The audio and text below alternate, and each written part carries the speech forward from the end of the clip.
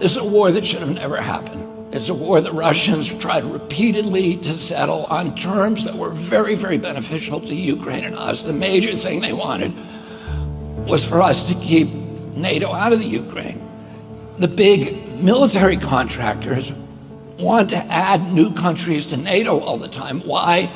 Because then that country has to conform its military purchases to NATO weapon specifications, which means certain companies, Northrop Grumman, Raytheon, General Dynamics, Boeing, and Lockheed, get a trapped market. In March of 2022, we committed $113 billion. Just to give you an example, we could have built a home for almost every homeless person in this country. We then committed another $24 billion since then, 2 months ago, and now President Biden's asking for another $60 billion. But the big expenses are going to come after the war, when we have to rebuild all the things that we destroyed. Mitch McConnell was asked, can we really afford to spend $113 billion to Ukraine? He said, don't worry. It's not really going to Ukraine. It's going to American defense manufacturers. So he just admitted it's a money laundering scheme. And who do you think owns every one of those companies? BlackRock. So Tim Scott, during the Republican debate, said, don't worry, it's not a gift to Ukraine, it's a loan. So raise your hand if you think that loan's ever getting paid back. Yeah, of course it's not. So why do they call it a loan? Because if they call it a loan, they can impose loan conditions. And what are the loan conditions that we impose on? Number one, an extreme austerity program, so that if you're poor in Ukraine, you're going to be poor forever.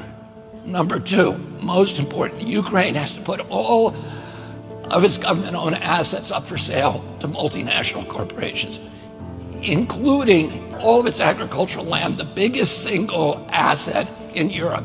In Ukraine, there's been 1,000 years of war fought over that land. It's the richest farmland in the world. It's the breadbasket of Europe. 500,000 kids almost, Ukrainian kids, have died to keep that land as part of Ukraine. They almost certainly didn't know about this loan condition. They've already sold 30% of it. The buyers were DuPont, Cargill, and Monsanto. Who do you think owns all of those companies?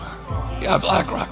And then in December, President Biden gave out the contract to rebuild Ukraine. And who do you think got that contract? BlackRock. So they're doing this right in front of us. They don't even care that we know anymore, because they know that they can get away with it. And how do they know that? Because they have a strategy. And that strategy is an old strategy, which is they keep us at war with each other. They keep us hating on each other. They keep the Republicans and Democrats fighting each other, and black against white, and all these divisions that they sow.